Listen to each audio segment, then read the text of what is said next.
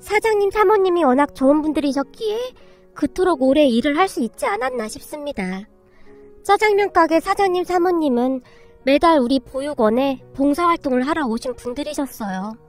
시간이 날 때마다 오셔서 우리들에게 직접 짜장면을 만들어주시곤 하셨거든요. 그때 당시 우리에게 있어 짜장면은 최고의 음식이었으니까요. 옹기종기 모여앉아 두 분께서 만들어주신 짜장면을 먹곤 했었는데 어찌나 맛이 있었던지 얼굴이 그릇 안으로 들어갈 정도로 허겁지겁 먹곤 했었습니다. 얘들아, 짜장면 많이 있으니까 천천히 많이 먹어. 사장님께서 흐뭇한 표정으로 우리들을 둘러보셨어요. 그럼 한 번 더 먹어도 돼요? 허겁지겁 먹던 제가 얼굴에 짜장 소스를 잔뜩 묻힌 채 물었어요. 당연하지. 10번도 더 먹어도 돼. 그러니까 천천히 먹어. 사장님께서 제 머리를 쓰다듬어 주셨어요. 그 뒤 저는 정말로 짜장면 한 그릇을 더 먹었는데요. 아니, 이 작은 배 안에 어디로 다 들어간 거야? 그렇게 맛있어? 아저씨가 다음에도 또 만들어줄게. 진짜요? 세상에서 아저씨가 만들어준 짜장면이 제일 맛있어요. 아저씨의 말에 신이 난 제가 엄지손가락을 치켜 세웠어요. 맛있게 먹어주니 아저씨도 기분 최고다. 사장님께서 유쾌하게 웃곤 하셨습니다. 그 뒤에도 사장님은 우리 보육원에 자주 방문해서 우리에게 짜장면을 만들어주셨어요. 아저씨, 나중에 크면 아저씨 가게 가서 짜장면 만드는 거 배워도 돼요? 어느 날 제가 사장님 눈치를 보며 물었어요. 이 녀석아, 훌륭한 사람이 돼야지. 짜장면 만드는 건 배워서 뭐 하려고. 이게 얼마나 힘든 줄 알아? 그러니까 공부 열심히 해서 훌륭한 사람 돼야 해. 전 아저씨가 제일 훌륭해 보이는걸요? 전 나중에 꼭 아저씨 같은 사람이 될 거예요. 짜장면 만드는 거 배워서 우리 보육원 동생들한테 많이 만들어줄 거예요. 그러니까 나중에 알려주세요. 제가 사장님의 옷자락을 잡아 흔들며 졸라댔어요. 진짜 배우고 싶은 거냐? 엄청 힘들 테니까 각오해야 할 텐데. 괜찮아요. 전 다 할 수 있어요. 그래, 알았다. 그럼 학교 졸업하면 이 아저씨가 알려주마. 사장님께서 어깨까지 들썩이며 큰 소리로 웃으셨습니다. 그런데 그게 인연이 되었던 것일까요? 어느덧 저는 보육원을 나와야 하는 시기가 되었고 2번 생각하지도 않은 채 사장님 식당에 취직을 하게 되었어요. 사장님, 사모님 또한 저를 기쁘게 받아주셨고요. 그래, 어디 가서 고생하느니 우리 가게 와서 착실하게 일해서 돈 모으는 것도 나쁘지 않겠구나. 그리고 우리 가게 안에 방도 하나 있으니까 거기서 지내거라 라는 말을 하실 분이셨어요. 그런 인연으로 저는 그곳에서 일을 하기 시작했습니다. 사장님, 사모님 2분 다 정말 좋은 분들이셨기에 큰 불편함도 없었습니다. 그러던 어느 날 사장님과 맥주 한잔 마실 일이 있었는데요. 민수야, 넌 어쩌다 보육원에 가게 된 거니? 사장님께서 조용히 물으셨어요. 저도 잘 모르겠어요. 그때 기억이 마술처럼 다 사라졌거든요. 어느 날 눈 떠보니 그곳에 있었어요. 길을 잃어서 오게 된 것인지 아니면 누군가 저를 그곳에 맡긴 것인지 저도 잘 몰라요. 예전에는 진짜 궁금하긴 했었는데 지금은 궁금하지도 않아요. 제가 쑥스러운 듯 빙그레 웃었어요. 우리가 그 보육원에 갈 때마다 유난히 민수 네가 눈에 띄더구나. 제가요? 제가 왜요? 그게 말이야, 대부분 얼굴이 굉장히 어둡거나 눈치를 상당히 많이 보는데 너는 그냥 해맑더란 말이야. 그래서 우리가 그랬거든. 저 녀석은 나중에 뭘 해먹고 살아도 잘 살겠구나 하고 말이다. 근데 이렇게 인연이 될지 누가 알았겠니? 사실 네가 우리 식당에서 일하겠다고 했을 때 안타까운 마음이 들기도 했다. 네 또래 친구들은 대학 간다 뭐한다 그러는데 넌 짜장면집에서 일하겠다고 하니 우리 마음이 참 안타깝더구나. 사장님께서 길게 한숨을 내쉬며 맥주잔을 들이키셨어요. 괜찮아요. 어차피 전 공부에는 별 관심도 없어서 일찍 돈 벌어야지 그러고 있었거든요. 근데 사장님 같은 분 만나서 얼마나 다행인지 모르겠어요. 사실 때가 되면 보육원을 나와야 하는데 딱히 갈 곳도 없어서 걱정하고 있었거든요. 제가 배시시 웃고 있었지만 사장님께서 안쓰러운 듯이 바라보셨어요. 그 뒤 저는 정말 열심히 살았습니다. 짜장면집에서 배달 일을 하면서 틈틈이 짜장면 만드는 것도 배웠거든요. 이 짜장면 만드는 게 별거 아닌 것 같지만 이것도 기술이라면 기술이야. 그러니까 잘 배워둬. 배울 수 있을 때 하나라도 배워두면 나중에 다 쓸 일이 생긴다 이 말이야. 사장님께서는 제게 이것저것 열심히 가르쳐 주셨습니다. 그렇게 짜장면집에서 일한 지 1년쯤이 되어가던 어느 날이었습니다. 우리 짜장면집에 단골로 오시던 분들 중에 말끔한 양복에 하얀 와이셔츠를 입고 넥타이까지 맨 그냥 딱 봐도 엄청 똑똑해 보이는 그런 사람들이 있었어요. 나이는 저보다 많아 보이긴 했지만 누가 보더라도 좋은 집안에서 좋은 교육받고 잘 자란 그런 티가 나는 그런 사람들이었어요. 그리고 저는 그 사람들이 항상 부러웠는데요. 우선 대화 내용부터가 감히 제가 알아들을 수도 없는 그런 말들을 사용하고 있었거든요. 제 입장에서는 그게 그렇게 부러울 수가 없었습니다. 야, 내가 장담하는데 땡땡전자 주식 조금씩 사서 그냥 묵혀두면 그거 대박 날 거라니까? 난 얼마 전부터 내 월급 중에 일부는 땡땡전자 주식 사고 있어. 그냥 한 20년 푹 묵혀두려고. 혹시 아냐? 20년 후에 이게 대박 쳐서 인생 역전이 될지? 일행 중 한 사람이 큰 소리로 말했어요. 에이, 땡땡전자보다는 땡땡 기업이 더 낫지. 근데 그렇게 매달 주식 사는 건 좀 그렇지 않냐? 차라리 은행에 적금을 하는 게 낫지. 그건 좀 위험하지 않냐? 반대편 남자가 고개를 내저었어요. 많이 사는 것도 아닌데 뭐 그냥 월급 때마다 조금씩 꾸준히 사서 묵혀두는 거지. 이건 나도 그냥 아는 형한테 들은 얘긴데 그 형이 이쪽으로 아주 박사거든? 근데 그냥 묵혀만 두면 나중에 어마어마할 거라고 하더라고. 대신에 주식이 오르든 말든 상관도 하지 말고 그냥 쭉 가지고만 있으라고 그랬다니까? 야, 주식이 떨어지는데 어떻게 그냥 보고만 있냐? 사람 마음이 그렇지가 않지. 대부분은 본전 생각나서 잠도 못 잘걸? 그렇게 20년간 묵혀둘 사람이 몇이나 되겠냐? 난 간땡이가 작아서 절대 그렇게 못한다. 무슨 돌을 닦는 것도 아니고 그걸 어떻게 해. 정장을 입은 손님들이 열변을 토하고 있었어요. 그 손님들 테이블에 제가 짜장면을 올려주고 있었는데요. 저기 그 주식인가 뭔가는 저도 할 수 있는 거예요? 그동안 짜장면 가게에 자주 오던 사람들이라 서로 인사 정도는 하고 지냈거든요. 당연하지. 누구나 다 할 수 있는 거야. 민수야, 이 형 말 잘 들어. 그 땡땡전자 주식 사서 한 20년 동안 그냥 가지고만 있어봐. 그럼 나중에 너 대박 난다. 많이도 말고 그냥 매달 네 월급에서 얼마씩 사서 귀 막고 눈 가리고 그냥 푹 묵혀둬. 그럼 너 나중에 그냥 먹고 놀아도 돼. 진짜요? 그럼 어떻게 하는지 알려주세요. 제가 눈까지 반짝인 채 물었어요. 얘가 큰일 날 소리 하고 있네. 주식 그거 위험한 거야. 그냥 적금이나 잘 넣어. 하여간 네가 문제야. 너 괜히 착한 민수한테 바람 넣지 마. 반대편에 앉아있던 손님이 무슨 정신 나간 소리냐는 듯이 혀를 찼어요. 그 뒤 그 일행들이 식사를 하고 나갔는데요. 민수야, 너 그 주식인가 뭔가 진짜로 할 생각이냐? 주식이라는 게 잘 되면 좋은 건데 한 번에 다 날릴 수도 있는 거야. 그러니까 혹시 주식 사더라도 너무 많이는 사지 마. 알겠니? 사장님께서 신신당부하셨어요. 그렇게 저는 매달 월급에서 일정 금액을 땡땡전자 주식을 사 모았습니다. 하지만 월급날이 되면 주식만 살 뿐 그날 가격이 얼마인지 관심조차 없었습니다. 아니죠. 관심이 없었다기보다는 봐도 뭐가 뭔지 알 수가 없었다는 말이 맞겠네요. 그냥 양복 빼입은 그 손님들처럼 뭔가 투자라는 멋있는 걸 해보고 싶은 마음뿐이었다고 해야 할까요? 무슨 자신감이었는지 모르겠지만 분명히 잘 될 것만 같았어요. 그때 당시 저는 짜장면집에 점심 식사를 하러 오는 직장인들이 그렇게 부러울 수가 없었거든요. 그 사람들이 하는 것을 조금이라도 따라하고 싶은 마음이 아니었을까 하는 생각이 드네요. 그렇게 오랫동안 습관처럼 월급날마다 주식을 사서 모았습니다. 시간이 흘러 어느덧 10년이 넘는 시간을 한눈 팔지 않고 참 열심히 살았던 것 같습니다. 그러던 어느 날 제가 일하는 짜장면 가게 앞에 야식집이 하나 생겼는데요. 가끔 그 야식집 위층에서 짜장면을 배달시켜서 왔다 갔다 하면서 자주 보게 되었는데 그 야식집 딸이 그렇게 착하고 예쁠 수가 없었어요. 정말이지 한눈에 반했다고 해도 과언이 아니었어요.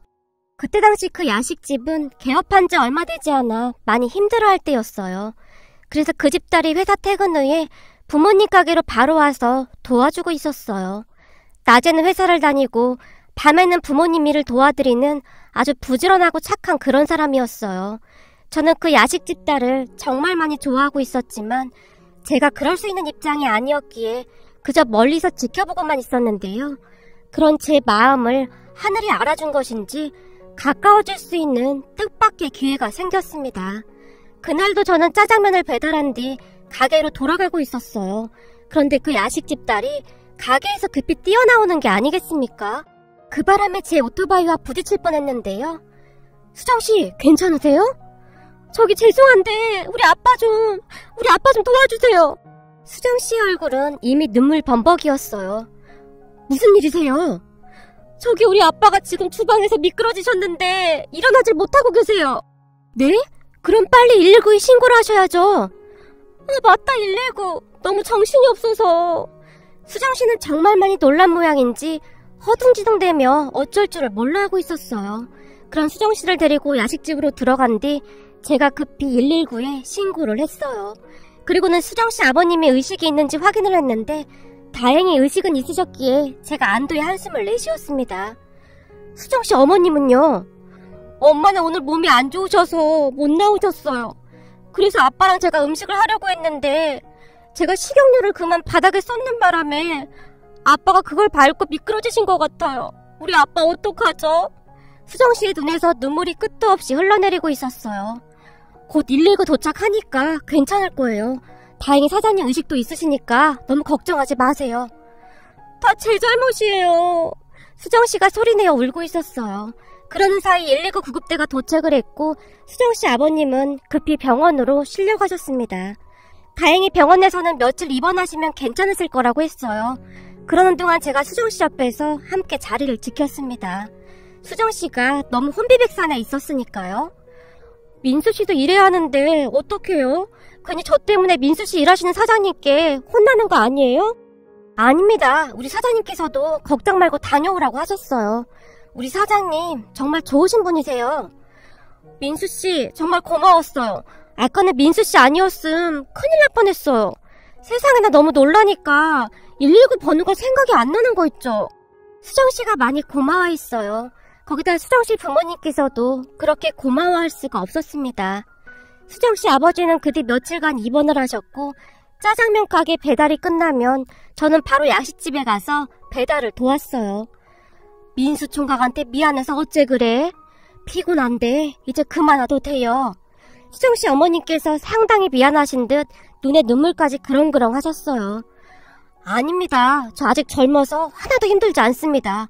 그러니까 걱정하지 마세요. 그때쯤 저는 그저 신이 나 있었는데요. 수정씨 가족들이 제게 많이 의지하는 것이 그렇게 좋을 수가 없었거든요. 그렇게 저는 수정씨 아버지께서 퇴원을 하신 뒤로도 수정씨 가족들을 계속 챙겼습니다.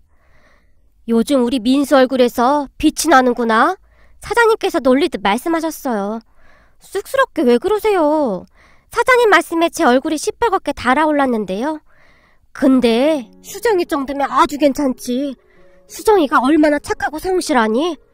그리고 내가 쭉 지켜봤는데 야식집 사장 내외도 사람들이 참 괜찮더구나. 그러니까 이왕 이렇게 된 김에 수정이랑 잘 됐으면 좋겠구나. 너한테도 가족이라는 게 생기면 얼마나 좋겠니? 가족이요? 제가 놀란 채 사장님을 바라봤어요. 그래 임마, 수정이랑 잘만 되면 이제 너한테도 가족이 생기는 거잖아. 가족이 있으면 네 허한 마음도 조금은 채워줄게야. 사장님께서 안타까운 눈빛으로 바라보셨어요. 사장님 말씀을 듣고 문득 가족에 대해 다시 생각해보게 되었는데 가족이 생긴다는 생각만 해도 그렇게 좋을 수가 없었습니다. 수정씨와 저는 그렇게 조금씩 가까워져 갔습니다.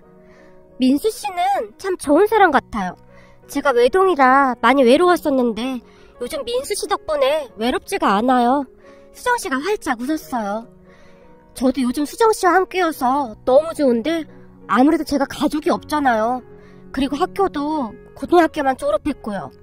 저만 아니면 수정씨 더 좋은 사람 만날 수 있었을 텐데 제가 미안한 듯 고개를 떨궜어요.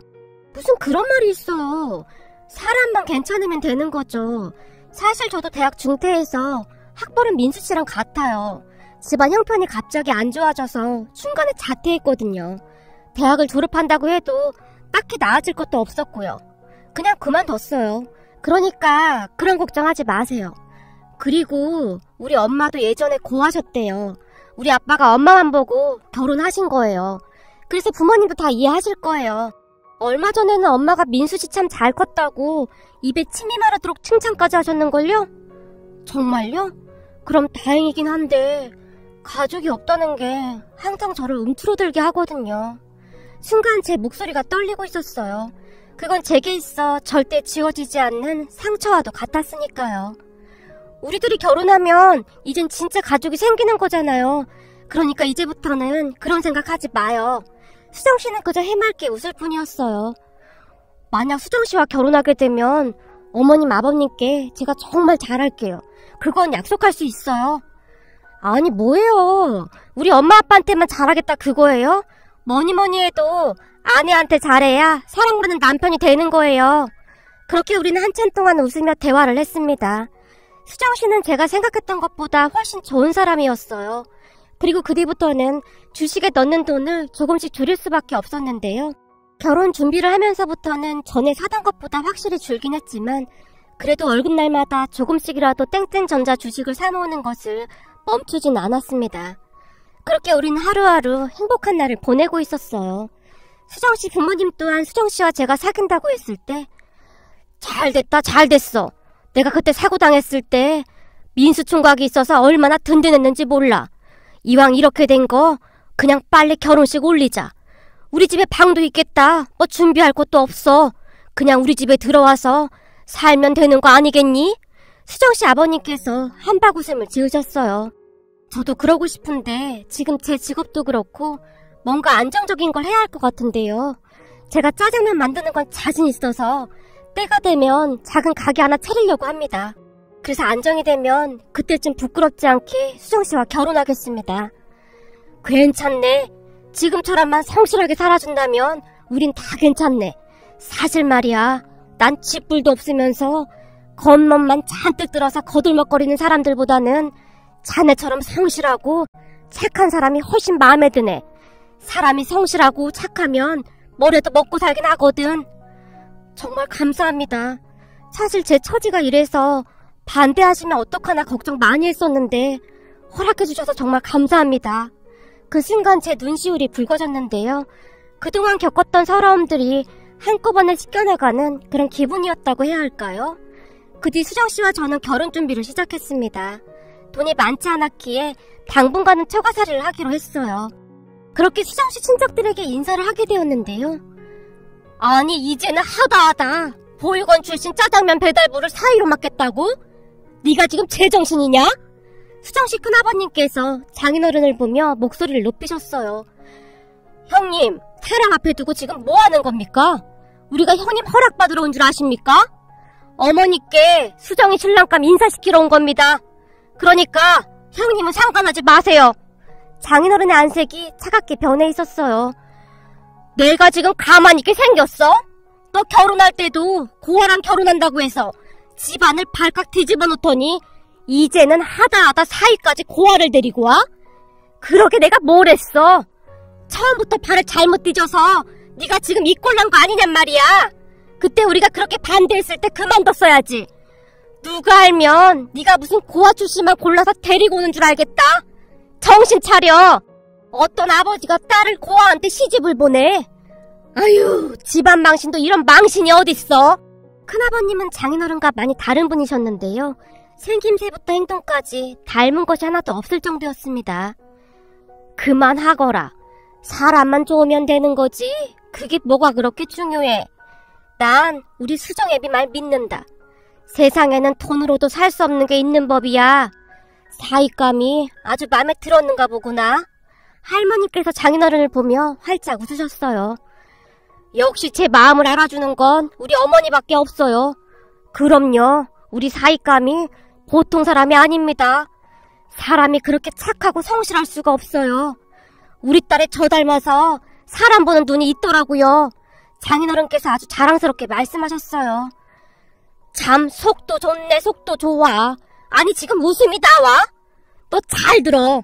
수정이 저 짜장면 배달부랑 결혼시키면 우린 수정이 결혼식에 아무도 안 갈 거다. 너 우리 며느리 집안이 교육자 집안인 건 알고 있지? 내가 우리 며느리 보기 창피해서 얼굴을 못 들겠어. 아니 사돈들이 알면 뭐라고 하겠어. 형제라고 셋밖에 없는데 그 동생 중에 하나가 고아 출신 짜장면 배달부를 사위로 드린다고 하면 도대체 뭐라고 하겠느냔 말이야. 그러니까 우리 가족은 결혼식장에 아무도 참석 안 할 거다. 그렇게 알고 있어. 큰아버님께서 문을 박차고 나가셨어요. 아이고, 지혜비 닮아서 성질머리하고는 속이 어찌 그리 아주 밴댕이 소갈딱지만 한지 모르겠구나. 상관하지 말게. 한 뱃속에서 나온 자식인데도 어떻게 그렇게 다른지 모르겠어. 평소에는 자주 오지도 않더만 오늘은 왜 와서 속을 뒤집어놔? 막내 네가 불렀냐? 뭐하러 불렀어? 할머니께서 작은아버님을 노려보셨어요. 그 바람에 작은아버님만 난처해지셨는데요. 아니 그래도 수정이 결혼하는데 큰아빠가 알고는 있어야 하잖아요. 그래서 불렀는데 그동안 아나무인인 줄은 알았는데 대놓고 저럴 줄 누가 알았겠어요. 작은아버님께서 푹 하고 한숨을 내쉬었어요. 우리 큰애가 말실수한 건 내가 사과함세. 맘 쓰지 말게나. 어차피 자주 볼 일도 없을 거니까 신경 쓸 거 없어. 할머니께서 제 등을 토닥여주셨어요.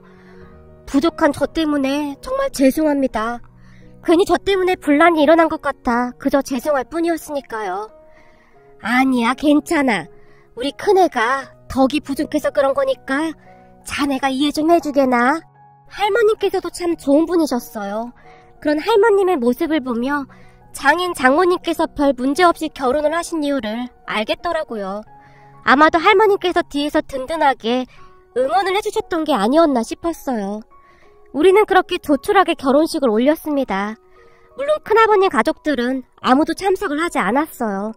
다만 다행이었던 것이 큰아버님 가족들 말고는 다들 저를 환영해 주셨어요. 시간이 한참 지났지만 결혼식 날만 생각하면 다시 눈시울이 붉어지는데요. 우리 사장님 사모님께서 혼주석에 앉아주셨거든요. 어찌나 감사하던지 평생을 갚아도 그 은혜를 다 갚을 수 있을지 모르겠습니다. 결혼식 이후에도 우리는 정말 잘 살았어요. 장인 장모님께서는 마치 저를 친자식처럼 그렇게 대해주셨거든요. 거기다 얼마 후에는 야식집을 졌고 다른 곳에다 짜장면집을 개업해서 먹고 사는 데는 큰 지장이 없었습니다. 그동안 사장님께 열심히 배운 덕분에 짜장면 만드는 건 자신 있었으니까요. 장인 장모님께서 옆에서 든든히 도와주시니 힘든 줄도 모르고 일을 했습니다. 그렇게 얼마 뒤 우리는 아들 둘을 낳고 잘 살고 있었습니다. 그런데 마른 하늘의 날벼락도 아니고 행복하던 우리 가족에게 충격적인 일이 일어났습니다. 세상에나 전기 누전으로 인해 짜장면 가게에 큰 불이 난 겁니다. 그때의 충격이란 이루 말할 수가 없을 정도였는데요. 아니 하루하루 열심히 살고 있는 저한테 도대체 왜 이러는 걸까요? 제가 뭘 그렇게 잘못했다고 왜 저한테만 이러는 걸까요? 제가 장인 장모님을 붙들고 눈물만 흘렸습니다. 괜찮네 괜찮어. 가게야 다시 시작하면 되니까 너무 상심하지 말고 힘을 내야지. 자네한테는 우리가 있지 않나? 그러니까 다시 한번 시작해보자고. 장인어른께서 상심에 빠져있던 저를 위로해 주셨습니다. 그리고는 제게 통장을 하나 주셨는데요. 우리가 그동안 조금씩 모아놨던 거네. 우선 급한 거부터 빨리빨리 정리하자고. 장인어른, 제가 이걸 어떻게 봤습니까? 놀란 제가 다시 눈물만 뚝뚝 흘리고 있었어요. 어떻게 받긴 뭘 어떻게 받아. 원래 가족끼리는 이러는 거야. 나중에 돈 벌어서 다 갚아 라는 말씀을 하실 분이셨어요.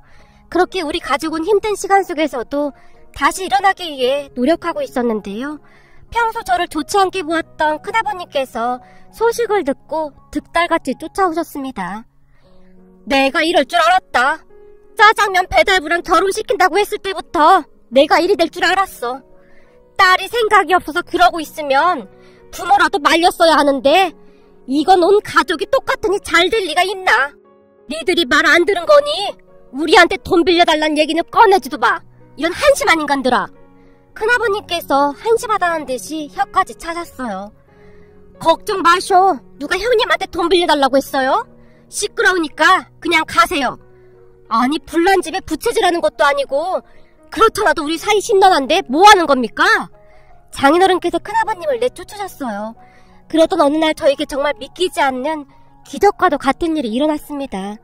저는 지금도 이게 꿈인지 생시인지 분간이 되지 않을 정도인데요. 어느 날 전에 일했던 사장님께서 제게 전화를 하셨어요. 사장님, 잘 지내시죠? 제가 자주 찾아뵈야 하는데 바빠서 잘 찾아뵙지도 못했네요. 아니야, 괜찮아. 근데 민수야. 아니지, 이제 애가 둘인데 내가 자꾸 이름을 부르네 그래? 아닙니다, 괜찮습니다. 그래, 그렇게 생각해주면 우리야 고맙지. 근데 자네 목소리가 왜 그래? 무슨 일 있어? 그게 사실 얼마 전에 가게에 불이 나서 지금까지도 제정신이 아닙니다. 뭐? 불? 다친 데는 없고? 네, 다친 데는 없는데 가게가 다 불타버려서 걱정이 태산입니다. 제가 한숨을 내쉬었어요. 아이고, 이 사람아, 자네 지금 그까짓 가게가 문제가 아니야.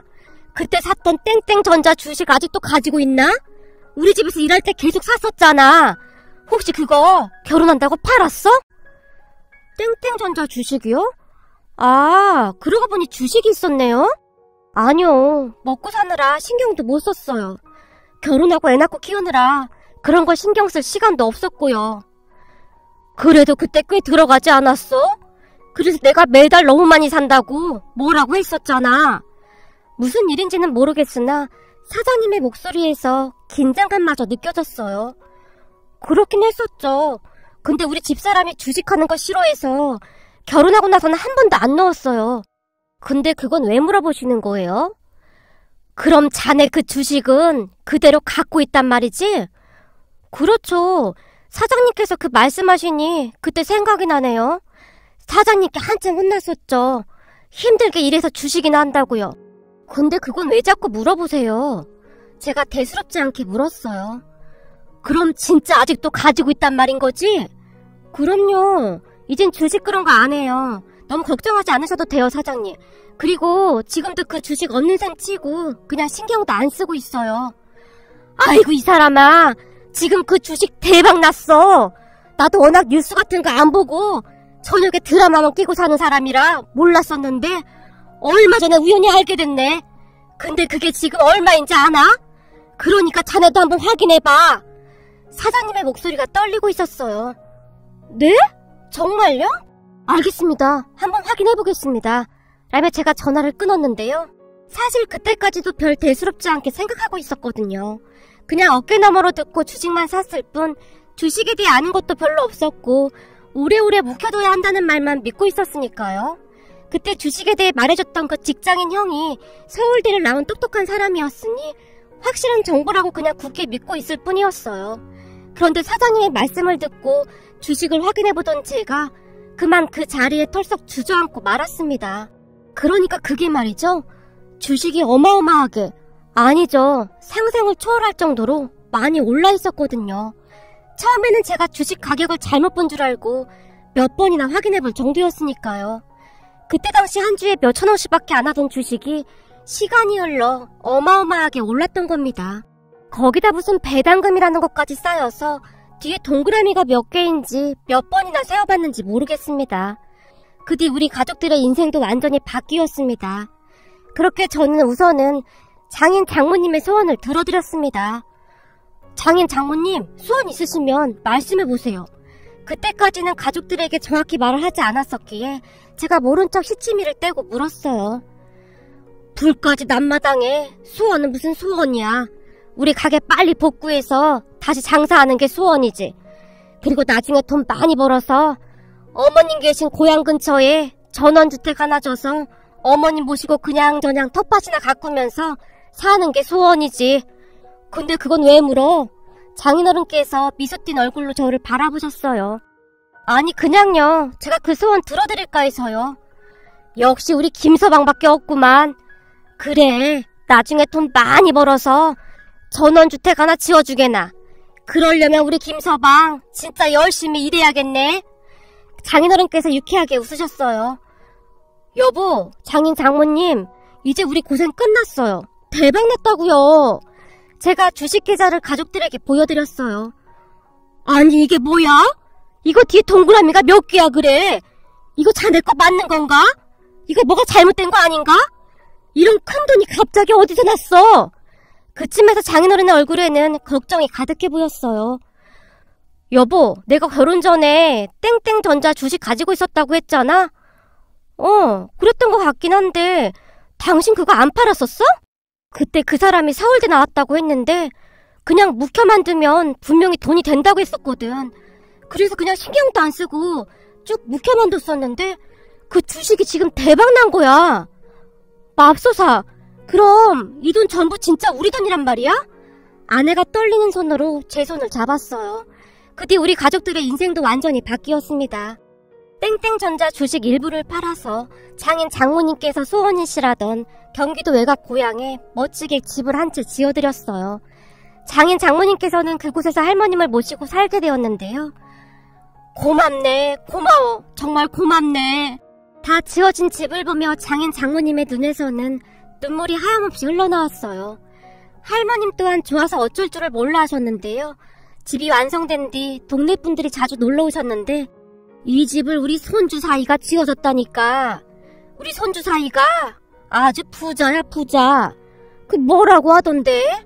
뭐라고 하는지 난 잘 모르겠고 돈이 너무 많아서 통장에 돈이 얼마가 있는지도 모른다고 하더구만.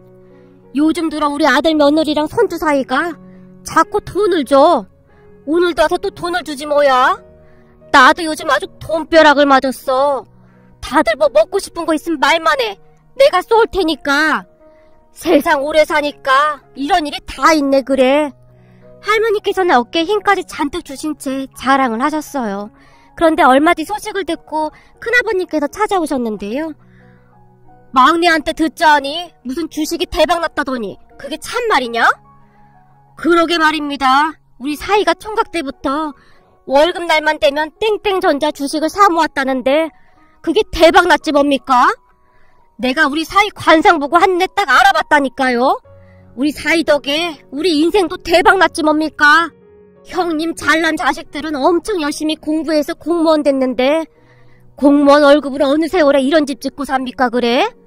역시 인생은 살아봐야 한다고 우리 사이한테 그렇게 막말하더니 이를 어째요 그래? 공무원 생활 평생 해도 이런 집 하나 장만할 수 있겠어요? 그동안 당한 사람이 워낙에 많으셨던지라 장인어른의 입에서는 쌓이고 쌓였던 것들이 한꺼번에 터져나왔어요. 땡땡 주식을 가지고 있었어? 지금 뉴스에 계속 나오는 그 주식 말이냐? 그렇다니까요. 우리 사이가 보통이 아닙니다. 그때 그 주식 살 생각을 어떻게 했어 그래? 내가 느지막히 이게 무슨 복이야 그래? 장인어른의 웃음소리가 거실을 가득 메웠어요. 하지만 큰아버님의 표정은 정말이지 과관도 아니었는데요. 마치 나라 잃은 사람 마냥 멍이 계시다가 급히 나가셨거든요. 그리고는 그 뒤부터 큰아버님께서 무슨 일만 있으면 장인어른께 전화를 하셔서는 돈을 좀 빌려달라고 했다는데요. 아니 무슨 염치로 나한테 돈을 빌려달래요? 잘난 공무원 자식들한테 빌려달라고 하세요. 전 돈 하나도 없습니다. 그게 어디 제 돈인가요? 우리 사이 돈이지. 그리고 우리 사이가 집 지을 돈만 주식 팔아서 돈을 찾았고 나머지 주식은 다시 20년 뒤에 찾을 거라고 자물쇠를 꽁꽁 잠궈놔서 빌려줄 돈도 없습니다. 라며 전화를 끊으셨어요. 그 뒤 우리 가족은 정말 잘 살고 있답니다. 고아였던 저를 아무 사심 없이 받아주셨던 장인 장모님께 다시 한번 감사드린다고 말씀드리고 싶습니다. 또한 그 어렵던 시절 저를 도와주신 짜장면 가게 사장님께 받을 은혜도 절대 잊지 않고 평생 갚으며 살아가겠습니다. 그리고 우리 부부는 여전히 짜장면 가게를 운영하고 있습니다. 전에 사장님 사모님께서 그랬듯이 우리 부부는 시간이 나는 날이면 가까운 보육원을 방문해서 아이들에게 짜장면도 만들어주고 아이들에게 필요한 학용품 같은 것도 잔뜩 사서 방문하고 있습니다. 그때 그 시절 많은 도움을 받았던 저였기에 이제는 저도 돌려줘야 한다는 생각으로 살아가려고 노력하고 있습니다.